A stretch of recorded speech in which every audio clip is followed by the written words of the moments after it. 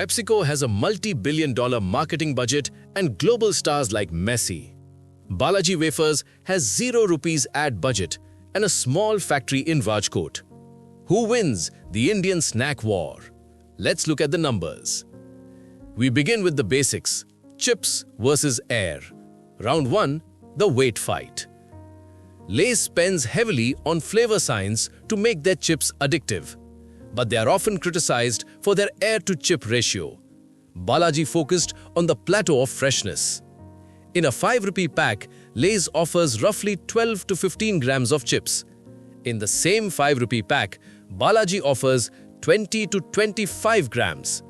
Balaji gives you nearly 40% more food for the same price.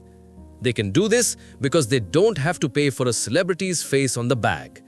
That's why the winner here is Balaji. Next, it's not about chips, it's about mindshare. Round 2, the marketing war.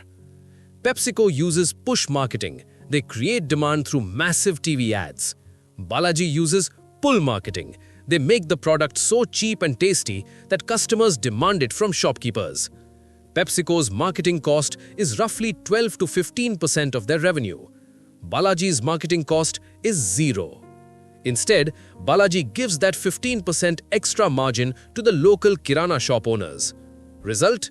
When you ask for chips, the shopkeeper recommends Balaji because he makes more profit. So round 2 goes to Balaji for smart distribution. Time for the final showdown. Round 3, the local palate. Lay's creates global flavors like American-style cream and onion. Balaji realized Indians love chatpata and masala flavors.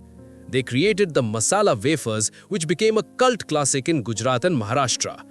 They buy potatoes directly from 25,000 local farmers to ensure farm-to-bag freshness in 24 hours. Lay's tried to launch Lay's wafer style to copy Balaji's texture, but it failed to beat the local giant. So round 3 doesn't crown a champion, it's a tie. Behind the scenes, PepsiCo tried a different move, the Buyout Twist.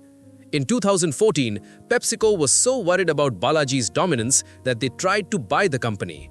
They reportedly offered 4,000 crores to Balaji Wafers, but they refused the offer. Today, Balaji holds a 65% market share in Western India. They process 1 million kilograms of potatoes every single day. They are now a 5,000 crore empire without a single TV ad.